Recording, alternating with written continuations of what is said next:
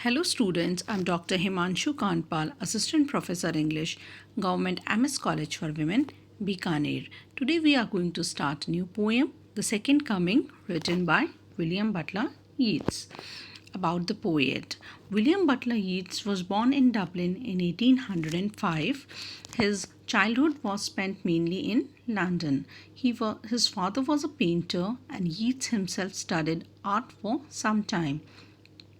He became a member of the poetic movement in London in the 1890s and was a keen worker in the renaissance of the Irish theatre in 1900. By 1925, he was widely recognized as a poet. He was also a member of the Irish Senate. He died in France in 1939. William Butler Yeats is considered a dreamer and visionary who was fascinated by folklore, ballad, and the superstitions of the Irish peasantry. To fully appreciate Yeats's poem, one has to be fully conversant with Irish history and mythological stories. What are mythological stories? The stories which are based on myths. Myths is myth. What is a myth? A traditional story. Besides, one has to be familiar with Yeats's personal system of thought presented in his book A Vision. To understand Yeats's poetry, one has to be familiar with his interest in magic, occultism. What is occultism? Occultism is belief in or study of the action or influence of supernatural powers. Theosophy. Theosophy is teaching about God and the world based on mystical insight. And the complex symbolism. The poetry which has made use of a number of symbols which takes on multiple meanings in his poems. Yeats is considered to be a symbolist poet as he made extensive use of symbols to convey different thoughts and meaning in his poems. He received the Nobel Prize for Literature in 1923 and is widely considered to be one of the greatest poets of the 20th century. So, the Irish literary movement was one of the most remarkable manifestations of the Romantic revival of the late 19th century. But William Butler Yeats was the pioneer of the movement and its greatest figure. The early poetry of Yeats is steeped in the spirit of rich mystic mythology of the Celtic race, but very soon Yeats is evolved into a modern poet. We can say that Yeats worked out his poetic salvation in his own way, and he never lost the compelling individuality of his ascent. The Irish Revolution gave Yeats food for thought. One more thing I would like to add here is that the fact is that Yeats's poetic imagination was nurtured by various factors. From London, Yeats got some pre-Raphaelite notions and some knowledge of the French symbolist.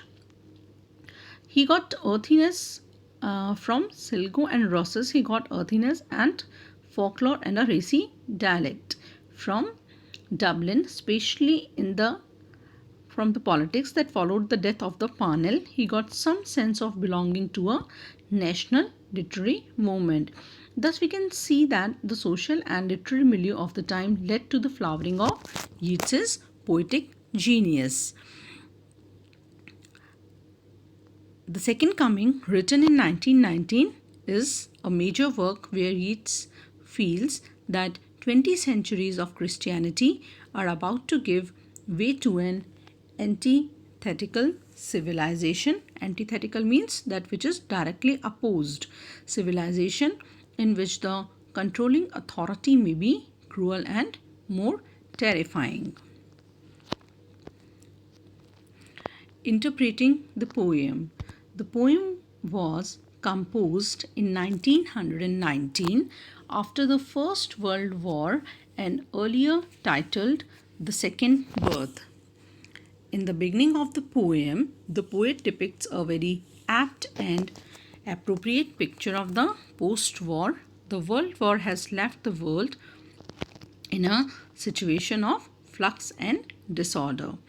So here the poet is giving us a picture of post-war, that is post the first world war, which has left the world in a situation of flux and disorder. There is restlessness, hopelessness, chaos, and anarchy. People have lost faith and conviction, and scenes of violent bloodshed have become the hallmark of the tale. The line, "Things fall apart, the center cannot hold," portrays the picture of the prevalent anarchy. The next part of the poem delivers a positive message that these signs of destruction are signaling towards the second coming, that is the revelation. What is revelation? An act of revealing of communicating divine truth. The poet visualizes a huge shape, sphinx, with a human body, with a human head. Sphinx. What is sphinx? It is an ancient Egyptian stone statue of a creature with a human head and the body of a lion lying down. The poet visualizes a huge shape, sphinx, with a human head and the body of a lion propping out of Spiritus Mundi. What is Spiritus Mundi? It is a Latin term that literally means world spirit. What it means? World spirit. So it is a universal muse memory and a muse of sort that provides inspiration to the poet or writer. To Yeats, Spiritus Mundi is the source of all images and symbols, a collective unconscious. So, the gaze of the Sphinx is terrifying to behold. Yeats feels that the long era of dominance of Christianity is on the verge of decline, and a ferocious, cruel, tyrant civilization is in its budding stage.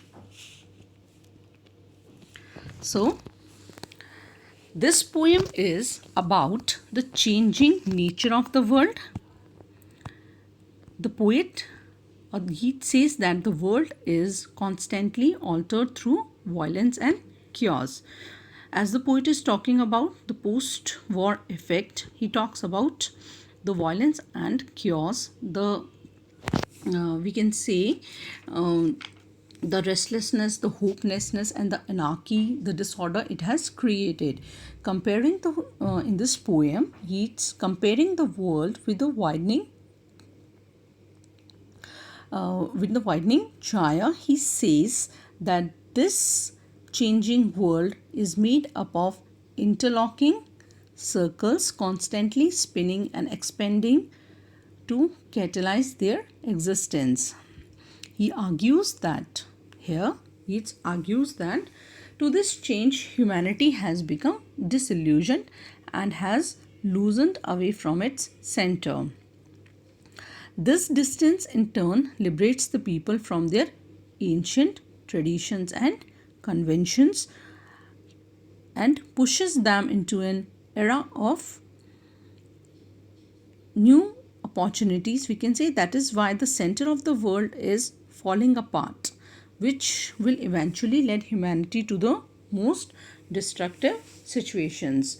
Hence, in this poem, the poet prophesies that there's a monster looming in the future which is constantly paving its way to reach this dismantled world. This is all about the introduction to the poem. Thank you.